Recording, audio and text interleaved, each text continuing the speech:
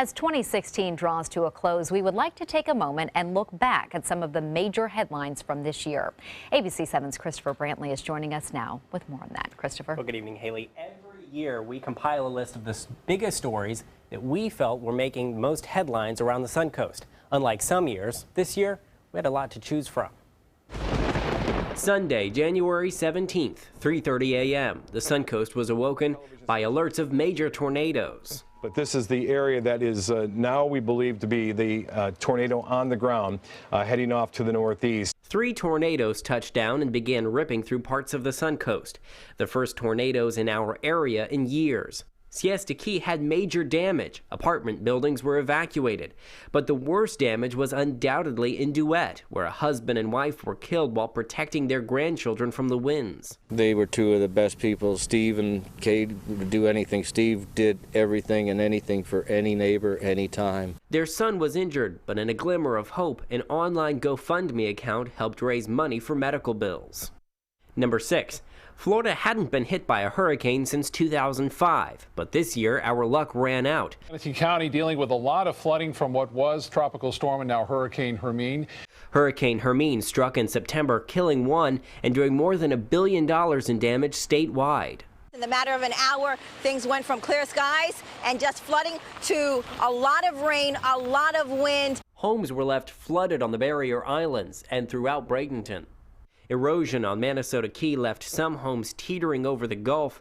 Only 1 month later, Hurricane Matthew hit our state as a Category 4 storm. The Suncoast was flooded in a different way, with evacuees seeking refuge.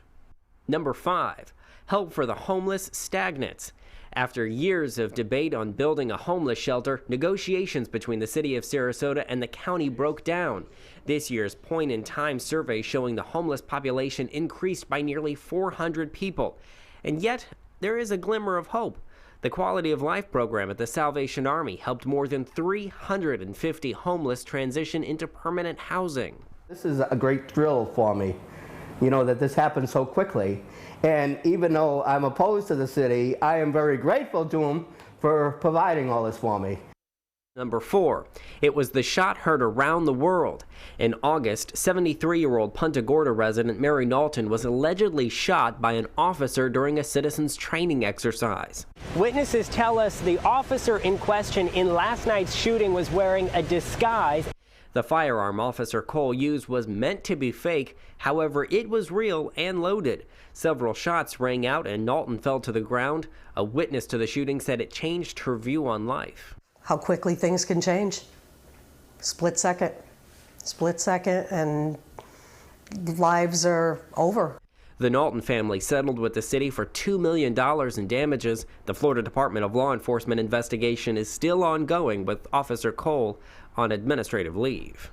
Number 3. It was the worst mass shooting in U.S. history by a single gunman. The Pulse Nightclub shooting claimed the lives of 49 people. We are also learning that at least one of the victims in the shooting was indeed from Sarasota. Eddie Sotomayor was known as a fun, energetic, and kind young man. He was killed while hiding in the nightclub as the gunman rained terror. Every time I think of Eddie Sotomayor, I will think about how much fun he was. People really, really loved Eddie. A candlelight vigil was held in his honor at 5 Points Park in downtown Sarasota. Thousands of people paid their respects. Number 2, the heroin epidemic. Manatee County continues to be the overdose capital of Florida for yet another year, with at least 75 fatal overdoses. But something has changed. More users are now overdosing on synthetic forms of heroin, such as fentanyl. Variations of that drug, known as analogs, have become more widespread. 33 people in Manatee overdosed on carfentanil, an elephant tranquilizer, estimated to be 10,000 times more potent than morphine. But there is hope. Narcan, a drug that reverses the effects of an overdose, is being carried by more agencies than ever, and a new law co-sponsored by Vern Buchanan will provide $1 billion in federal funding to combat the opioid epidemic. And finally, the top story of 2016, the election. It was the year of Donald Trump. From his first arrival in Sarasota like nothing we've ever seen, landing in a helicopter with an elephant waiting for him. He just left the stage out here and left this crowd energized. Sarasota has been good to Donald Trump. Trump returned on the eve of the election. When we win tomorrow, we are going to drain the swamp. And on November 8th, the Suncoast handed him a victory. Boosted by that enthusiasm, almost every elected position on the Suncoast was swept by Republicans. And while some of the past year was pretty rough, there were glimmers of hope. In response to the hurricanes, the Department of Housing and Urban Development is providing $58 million of relief money in Florida. And as for the Pulse nightclub shooting, local filmmakers are working on 1 of 49, Revolution of Love, honoring the life of Eddie Sotomayor. Christopher, thank you for that recap.